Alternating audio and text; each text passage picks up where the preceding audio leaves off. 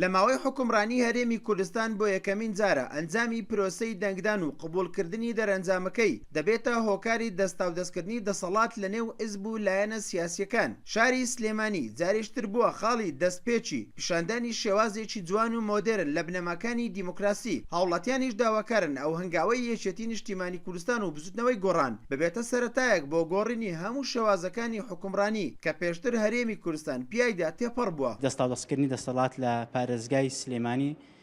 بنەمایەکی گرنگ بوو بۆ بەهێزکردنی ئەو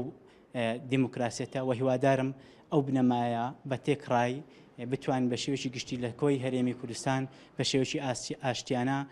بچەسپێنین. چەسپاندنی بنەماکانی سیستەمی دیموکراسی و هێنانەکایی دۆخێکی ئارام و ڕێزگرتن لە ڕای دەنگدەران و کۆتایی هێنان بە قۆناغی تاکڕەوی و قۆڕخکردنی دەسەڵات یەکێکە لە بڕگە و بەندەکانی ڕێکەوتنی نێوان یەکێتی نیشتیمانی کوردستان و بزوتنەوەی گۆڕان کە تیایدا خەڵکی کوردستان بە چاوی هیوا و ئومێد دەڕوانێتە و شێوازە ئاشتیانەی دەستاودەستکردنی دەسەڵات بۆ زیاتر خزمەتکردنی خەڵکی کوردستان. وەک چۆن یەکێتی نیشتیمانی کوردستان لە هەڵبژاردنەوەی شۆڕشی نوێ پێشەنگ بوو، لە جاردانی فیدراڵی پێشەنگ بوو، لە ڕاپەڕین و پێشکەوتنی کۆمەڵانی خەڵکی کوردستان بۆ ئازادی هەرێمی کوردستان پێشەنگ بوو، لە دامەزرانی حکوومەتی هەرێمی کوردستان پێشەنگ بوو،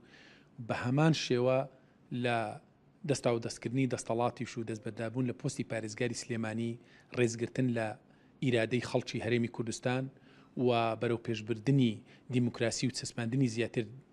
دیموکراسی لە هەرێمی کوردستان و پیشاندانی نمونەیەکی جوانیش بۆ دنیای دەرەوە کە ڕێکەوتنی سیاسی نێوان بزنەوەی گۆڕان و یەکێتی نیشتیمانی کوردستان ئەوەی هێنایەکایەوە. هیوادارین ئەو پرۆسەی دەساوزکردنی ئاشتیانەی کە لە شاری سلێمانی ڕوودا بەلایەنی کەمەوە پڕوشکێکی بێت بۆ شاری هەولێر و دەهۆک بۆ ئەوەی لەوێن دەریش پرۆسەی ئاشتیانە و دیموکراسیانە